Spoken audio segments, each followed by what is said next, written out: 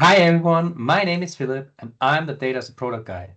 Today I want to talk to you about like a tooling that I use in the context of data as a product, and that I actually go and want to go and put in like in a challenge that Microsoft offered for the guys who are using data fabric.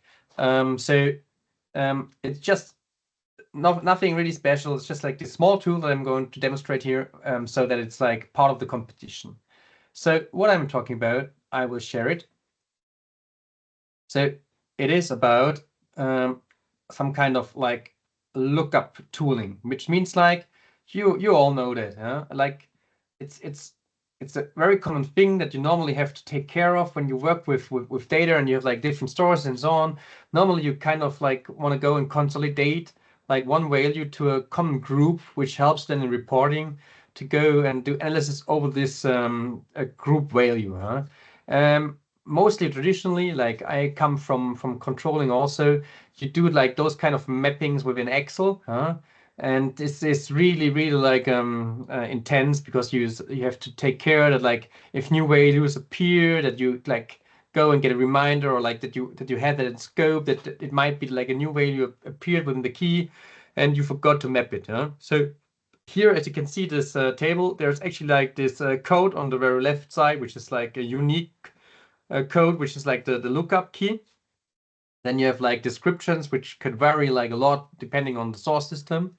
And then at the end, you have like this classification, like this lookup value. As you know, like everyone knows like this V or H lookup function in Excel, and it's kind of like this, but in a database related context, and like fully integrated into Fabric. So at the end of the day, I currently talk about two scenarios. You have like this manual scenario, where you go and you create a table, a reference table. You decide whether you want to get like an alert or not.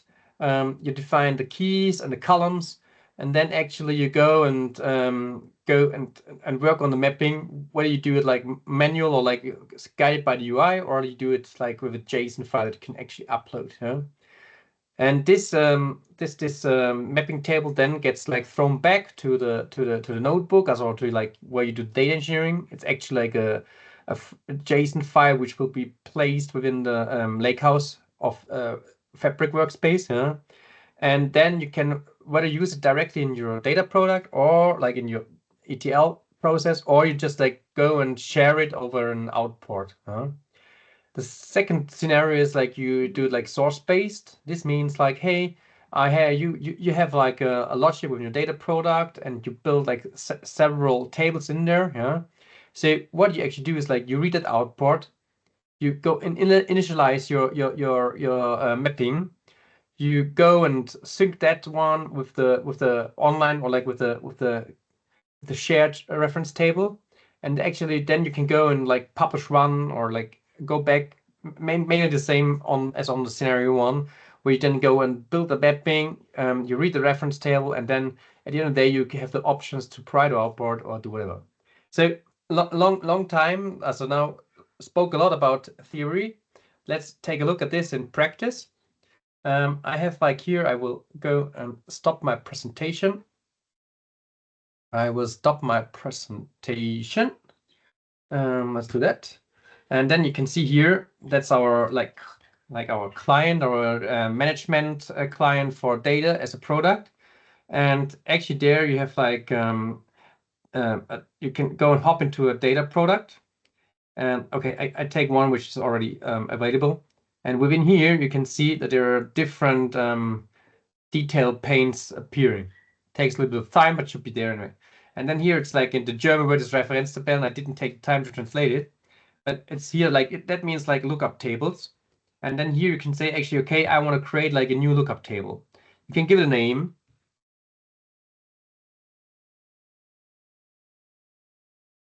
So, and then you can say whether it's like public available or not. This means like you define whether this is like other people can also see that you did the mapping. Then you can say, hey, give me a hint if like new key values appear.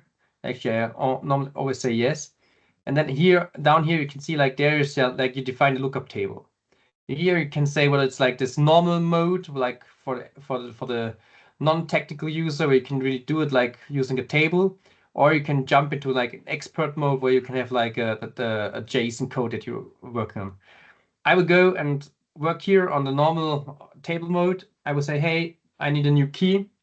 The key that we had was like COCID key, whatever, can be anything. Yeah. And then you see here, like here, it's the key. And then you say, okay, I want to map that key to group one. So, okay, and now here I can jump in. You see, it's like an inline editor. And the COCID key is GRP1. So, and now I can actually do more of that by giving like a next key. So, and again, I would have to go and then I can work on that. And now, as you can see here within the JSON part, you can actually really see, okay, how is the structure of that? You have like the main thing, and then here you have like the additional columns, as in here, test. And then if you want to have like another one, you can actually also just go and say, I want to copy that one, add a new one. So, and then like jumping back, you see like the second row also appears. Huh? So this is actually like kind of the idea. I implemented this so I implemented like using the native Fabric extension toolkit. You can find it here in one of my repositories. So if you want to dive deeper, you can just like go there. And there's also like the whole story about like what it's meant for and what it does. So here you can really have like full details about it. Hey, thanks a lot. You're very welcome to get feedback. And so happy data as a product and have a nice day. Thank you guys. Bye. Cheers.